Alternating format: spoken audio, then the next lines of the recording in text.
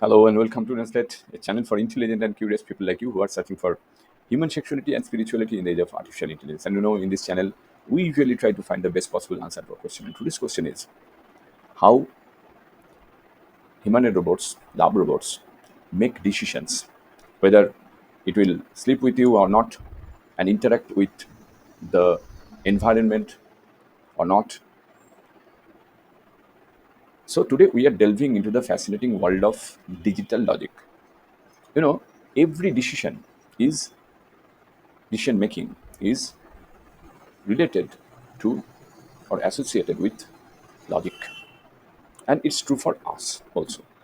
Let's break it down, but before we proceed, let me tell you two things. If you have not subscribed yet, please subscribe. It means a lot to me. And if you have already subscribed, tons of thanks for your support. And secondly, I have started a membership zone for a minimum price of less than half a dollar, 50 cents, less than 50 cents. You can join and support Wooden Slate. I'm not promising anything spectacular, grandiloquent, humongous, and magnificent videos or something like that, parks, etc. etc. No, nothing. I'm just requesting you to join to support Wooden Slate for a minimum price. All right, let's get into it. Digital logic, which uses binary numbers 0 and 1s. I in the previous video talked about binary numbers and why and how zeros and ones power these powerful machines. Look, this digital logic that actually controls the decision making of a human robot basically uses binary numbers, zeros and ones.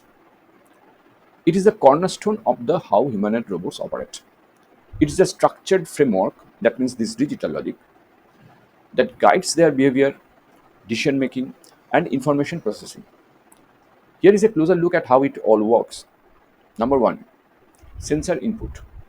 First up, sensor input. Humanoid robots are equipped with various sensors like cameras, microphones, and touch sensors. These devices collect data about the robot's surroundings and its home status. This sensor information is converted into digital signals, basically strings of zeros and ones, that the robot's compute or robot's computer can understand and process. Number two, digital processing. Next, we have digital processing, the robot's brain, which is its microcontroller or processor. It uses digital logic gates and or not, etc., to perform calculations and make decisions based on the data it receives. For example, imagine the robot needs to avoid obstacles. A simple rule might be, if the distance to an obstacle is less than 1 meter, then step 1. This kind of if then logic is implemented using these digital gates, turning raw data into actionable decisions. Number three, control signals. Now let's talk about control signals. After processing the information, that means whether I'll take steps 1 or step 2 or not something else. After processing this information, the robot system generates control signals, also expressed in binary, that means in zeros and ones. These signals are sent to the robot's actuators, that means motors, and grippers, which carry out the physical actions such as moving, stopping, jumping, riding, etc. Next comes number 4, feedback loop. And here is where the feedback loop comes in. The robot sensors constantly monitor its environment and its own actions, sending updated information back to the processor. As a result, this allows the robot to adjust its behavior to real time. For example, if the robot is approaching an obstacle and it needs to change direction, the feedback ensures that it can adapt its actions based on the latest data. So let's walk through an example. Imagine your lab robot navigating your bedroom.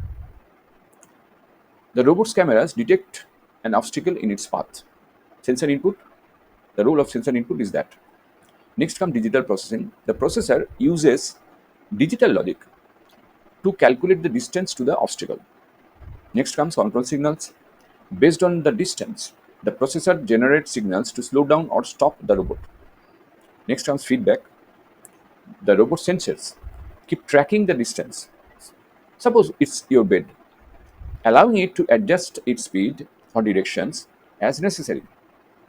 So, in essence, digital logic is the magic behind turning sensory data into precise actions. It enables humanoid robots to interact with their environment intelligently and adaptively. That is all for today's wrap. Deep dive into digital logic and its role in human robots. If you enjoyed this video, make sure to give it a thumbs up, subscribe, and hit the bell icon for more useful content on AI and robotics and all other human sexuality and spirituality. See you in the next video. Till then, goodbye. Stay safe and take care.